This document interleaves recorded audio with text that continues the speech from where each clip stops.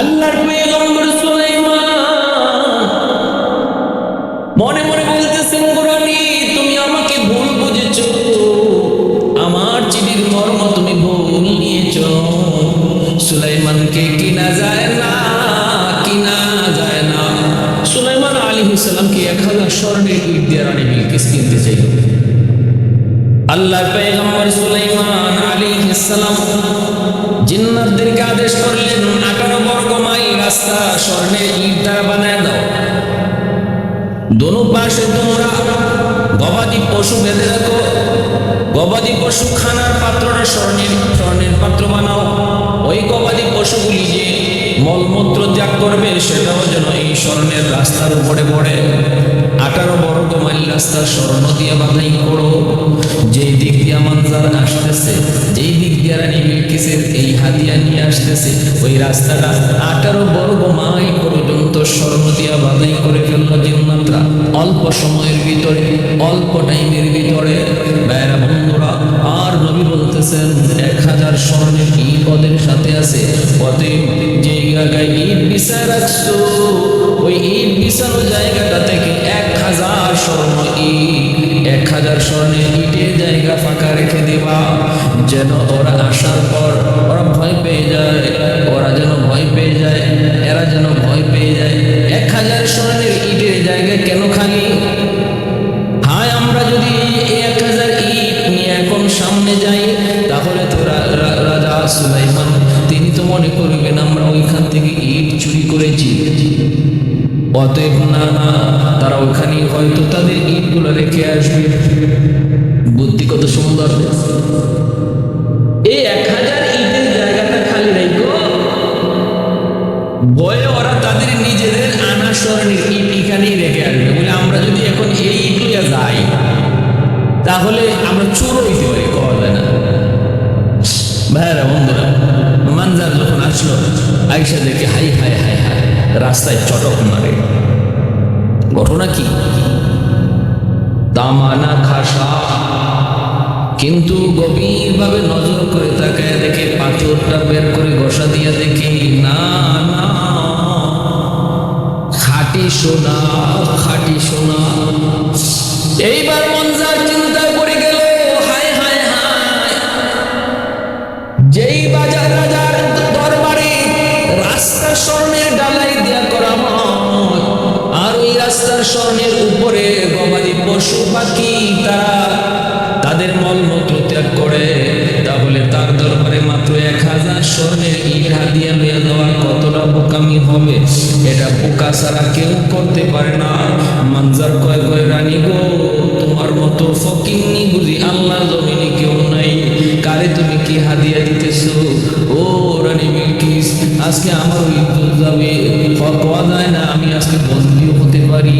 চিন্তায় পড়ে গেল মানজার। কিন্তু বাহাদুরি দেখাইছিল ওই কইছিল সুলাইমানের গাছের সাথে জুলাইমু, কিন্তু রানী বিলকিসের ধমকে নীরব হয়ে যায় মানজার। এইবার সামনের দিকে আগায় দেখতে পায়, হায় হায়, এত সুন্দর ইট বিছানো রাস্তা, স্বর্ণের ইট, কিন্তু 1000 স্বর্ণের ইটের জায়গা ফাঁকা।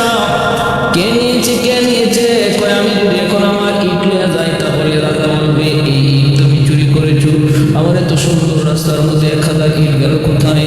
কইলে তাড়াতাড়ি এখানে রাখ, তাড়াতাড়ি ইটগুলো এখানে রাখ, কাফেলাকে বলবো ইট এখানেই রেখে আয়, নেই চোখ বা শাস্তি হবে। সুলাইমান নবীর দরবারে গেল, কয় না, ফেরত দেওয়া যাবে না। একটু নবীর একটু দেখে যাই, লোকটার একটু দেখে যাই। সামনে গেল, যাওয়া মাত্র আল্লাহর পয়গম্বর সুলাইমান আলাইহিস সালাম তার ডাক দিলেন, মানজার এইদিকে আসো। অবাক হয়ে গেল মানজার, জীবনে আমি কোনোদিন সিঁড়ি আসি নাই, কোনোদিন আমি এলাকা আসি নাই। আমার নাম কেমন করে তিনি জানলেন? আমার নাম কেমন করে তিনি জানলেন? ভয় পেয়ে গেল। সামনে যাওয়া মাত্রই লোক তখন বলতেছেন, মানজার কি খবর? কি খবর? চিঠির মর্ম ভুল বুঝেছে তোমার রানী। ঠিক ঠিক আছে, তোমার কাছে যে পাথরটা আছে পাথরটা দাও, আমি সুতা ঢুকায় দেই। এই কথা বলতেই মানজারের মাথায় আসমান ভেঙে পড়ল। কি খবর? আমার কাছে যে গোপন পাথর রানী দিয়েছে, যে পাথরের খবর আমি ছাড়া আর রানী ছাড়া কেউ জানে না, এই খবর তিনি জানলেন কেমন করে? বুঝছি সব খবরই আইছে, সব খবর ওনার কাছে আগেই চলে আসছে। তাহলে আমি যে বলছি গাছের সাথে জুলাই, এই খবরও বুঝি চলে আসছে।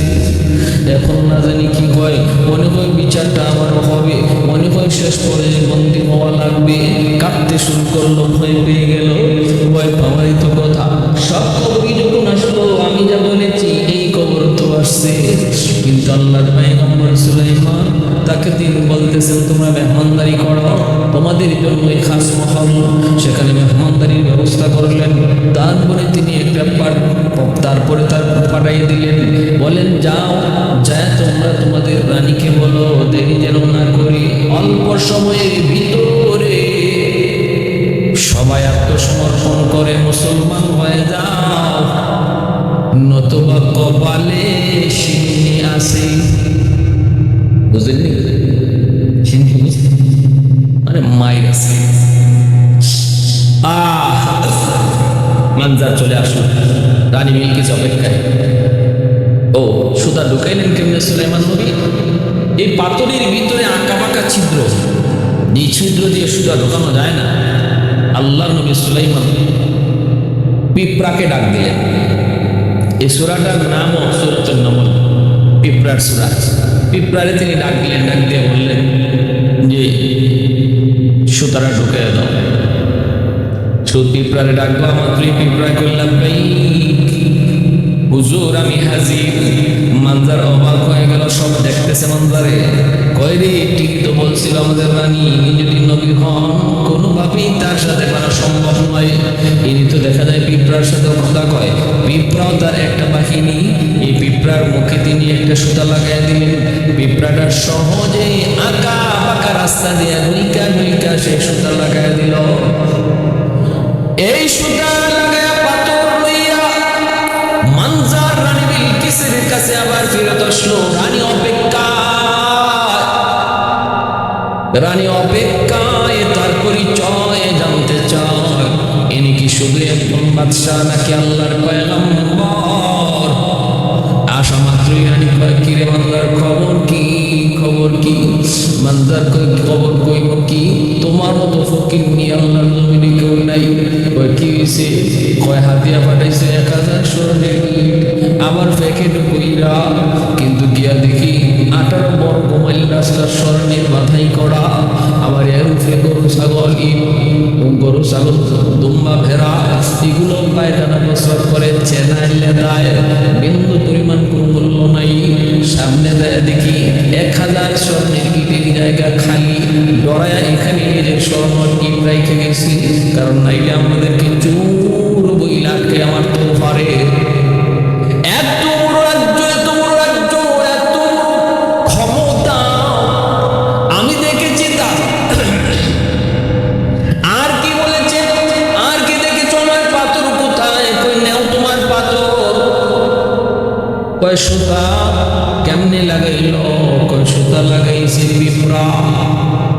ও কও কি এগুলো? ও গোরানি শুধু মানুষ নয়, পিপিলিকা পর্যন্ত তার কথা শুনে তার কথা মতো কাজ করে। পিপিলিকাই সুতা ঢুকাইয়া দিছে। রানী তখন ভিতরে ভিতরে সুলাইমান নবীর প্রতি দুর্বল হয়ে গেল। দুর্বল হইছে তো হইছে, 100 নাম্বার মহব্বতের চিঠিতে 100 নাম্বার 100 নাম্বার দিয়ে দিল। রানী বিলকিস আল্লাহর নবী সুলাইমান আলাইহিস সালামের মহব্বতে পড়ে গেল। এইবার বলতেছে মানজার দেরি করে যাবে না, সম্মানী লোকের সম্মান দিতে হয়। এ মানজার তাড়াতাড়ি প্রস্তুতি গ্রহণ করো, আমি যাব, আত্মসমর্পণ করব, আমরা আল্লাহর গোলামি করব, মুসলমান হয়ে যাব, দেরি করা যাবে না। আর রানী আনন্দিত, মনে মনে আনন্দিত, মনে হয় আমার স্বপ্নে থেকে রাজকুমারের সংবাদ আমি পেয়ে গেছি। আমার স্বপ্নে দেখা রাজকুমারের পরিচয় এবং সংবাদ আমি পেয়ে গেছি। সুলাইমানকে আমি শুধু রাজ্যের সিংহাসনে নয়, আমি আমার মনের সিংহাসনে সুলাইমানকে বসাবো। উলফত মে বরাবর কে ওফাও কে জফা, उल्फत में बराबर के वफा हो के जफा हो, हर चीज में लज्जत खाया और दिल में मजा हो, हर चीज में लज्जत खाया और दिल में मजा हो। एक चश्मे ज़दम गाफिल ज़ा शाह नबाशी, शायद की निगाही को नदागाह नबाशी, शायद की निगाहें को नदागाह नबाशी। আমার রানী বিলকিস সুলাইমান আলাইহিস সালামের দরবারে রওনা দিল। এই খবর হুদহুদ পাখি কেন লাগে যে আসতেছে, কি জন্য আত্মসমর্পণ করবো, আপনার কাছে দুর্বল হয়ে গেছে।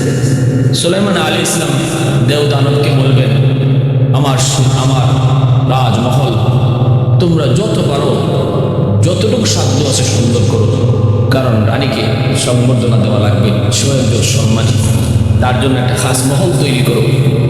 আর মহলের চতুর্দিকে থাকবে পানি, পানির মধ্যে থাকবে মাছ, পানির উপরে তোমরা স্বচ্ছ কাঁচ, এই কাঁচ দিয়ে ঢালাই করো।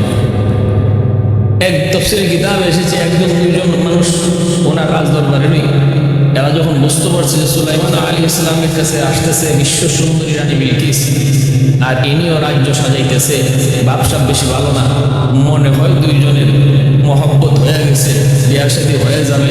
একজন আপনাদের রানী বিলকিসকে বিয়া করতে দিতেছেন, জানেননি হ্যাঁ কিন্তু জিনের মাইয়া, হ্যাঁ জিনের মাইয়া, জিনের মেয়ে, অতএব বিয়া করতে একটু বুঝে শুনে কইলেন, মহব্বতে পড়তে একটু বুঝে শুনে কইলেন। নবী সুলাইমান বলেন, যদি জিনের মেয়ে হয়ে থাকে তাহলে তার মধ্যে জিনের স্বভাব বেশি নাকি মানুষের স্বভাব বেশি, সে জিন না মানুষ, এটা বোঝারও আমার কাছে সুযোগ আছে, ব্যবস্থা আছে। আরেকজন এর বুদ্ধি কিন্তু একটু কম, ঠিক আছে বুদ্ধি শুদ্ধিও কম না বেশি, বোকানা বুদ্ধিমান, এটাও বোঝার ব্যবস্থা আমার কাছে আছে। এজন্য সুলাইমান আলাইহিস সালাম একটা মহল তৈরি করলেন, আর ওই মহলের চতুর্দিকে পানির ব্যবস্থা করলেন, আর পানির উপরে স্বচ্ছ কাচের ব্রিজ তৈরি করলেন দেবদানবের দ্বারা, যেন বুঝাই না যায় মর্মর। এত স্বচ্ছ কাচ দিয়ে তিনি একটা ব্রিজ বানাইলেন, যেন চোখে ধরা না যায়, যেন মনে হয় পানি। রানী বিলকিস আসতেছে, আসার আগেই আল্লাহর নবী সুলাইমান তখন বলতেছেন, রানী আয়ে বইব কই, সিংহাসন তো একটা, আমারটা দামি বইব, রানী বইব কোথায়? ও আচ্ছা ঠিক আছে বুঝলাম, তার তো নাকি একটা সিংহাসন আছে, তুমি দেখে আসছো? বলি জি। বলা হ্যাঁ আর শোনাও জি, বহুত বড় সিংহাসন, এই সিংহাসনটাতেই বসুক, তারটাতেই সে বসুক। তাহলে আনবো কেটা? সে তো রওনা দিয়ে দিছে, 7টা গেটের ভিতরে তার এই সিংহাসন রাইখা 7টা তালা মাইরা, এই 7 তালার চাবি নিজের কাছে লইয়া রানী বিলকিস রওনা দিছে সিরিয়া, সুলাইমান আলাইহিস সালামের কাছে আসবে। ও ভাইরা বন্ধুরা, ওই অবস্থা আল্লাহ নবী বলতেছেন, কে পারবা রানী আসতে আগে আগে তার সিংহাসন আমার কাছে পৌঁছায় দিতা? ক্বালা ইফরিতুম মিনাল জিন। আল্লাহ পাক পবিত্র কোরআনুল কারীমের মধ্যে বলছেন যে ওই অবস্থায় রানী বিলকিস আসার সময়, আসার আগে আগেই কে আমার কাছে এটা পৌঁছায় দিতে পারবা? তখন ক্বালা ইফরিতুম মিনাল জিন আনা আতিকা বিহি ক্বাবলা আন তাকুমা মিন মাকামিকা ওয়া ইন্নী আলাইহি লাকাবিয়্যুন আমিন। আমি আপনার কাছে এটা পৌঁছায় দিব, সে পৌঁছার আগে আগে এই শক্তি আমার কাছে আছে। সুলাইমান আলাইহিস সালাম বলে, না না, আমার আরেকটু আগে দরকার, আরেকটু তাড়াতাড়ি দরকার, এর চেয়ে বেশি তাড়াতাড়ি কে পারবে?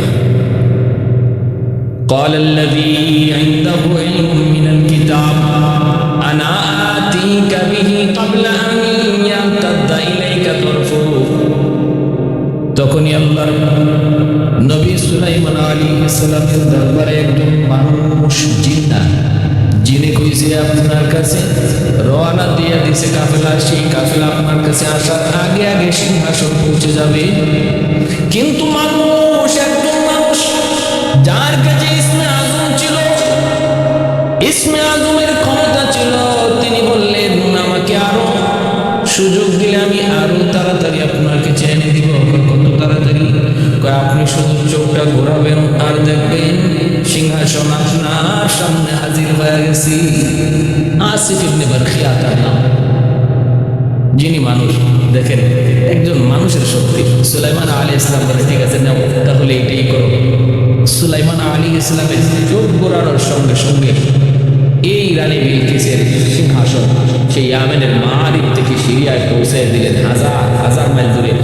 মাটির নিচ দিয়া সিংহাসন ঢুকলো, আর মাটির নিচ দিয়েই সুলাইমান আলাইহিস সালামের চোখের সামনে এসে সিংহাসন এসে উঠল। সুবহানাল্লাহ, সত্যিকার একমাত্র শক্তির মালিক কে? আল্লাহ।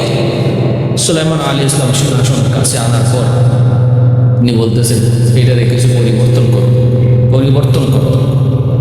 সুলাইমান আলাইহিস সালাম একটু পরিবর্তন করাইলেন দেওদানবের দ্বারা। না কি সুলাইমান আলাইহিস সালাম বলতেছেন এটা একটু পরিবর্তন করো। কেন? যেন সে বুঝতে না পারে যে এটা তারই সিংহাসন, এটা যেন বুঝতে না পারে। ভাইরা বন্ধুরা, এজন্য হযরত সুলাইমান আলাইহিস সালামের চোখের সামনে قال نكروا لها عرشها ننظر أتهتدي أم تكون من الذين لا يهتدون فلما جاءت قيل أهكذا عرشك قالت كأنه هو وأوتينا العلم من قبلها وكنا مسلمين সুলাইমান আলাইহিস সালাম বলতেছেন বলো তো এই সিংহাসনটা কার? চিনি তুমি সিংহাসনটা? এটা কি তোমার? এমনই তো লাগে। ওরা বলতেও পারে না যে এটা আমার, এটা তো এমনই লাগে, কার না হুকু এমনই তো লাগে। সুলাইমান আলাইহিস সালাম বললেন যে কথা বুঝছিলাম শুনছিলাম বোকা না বুদ্ধিমান বুদ্ধিমতী সরাসরি বলে নাই যে হ্যাঁ এটাই তো আমার সিংহাসন, অথবা অস্বীকার করে নেই না এটা কেমন করে হতে পারে যে সিংহাসন আমি 7টা গেটের ভিতরে রেখে আসলাম, এটা আবার এখানে কেমন করে আসতে পারে? অস্বীকার করবে এমনও না, ওই মাঝখান দিয়ে একটা জবাব দিয়ে দিছে আমারটার মতোই তো লাগে। সুলাইমান আলাইহিস সালাম বলতেন সে বুদ্ধিমতী। হ্যাঁ, এরপরে তিনি বললেন যে ঠিক আছে তোমার খাস কামরার ভিতরে তুমি যাও।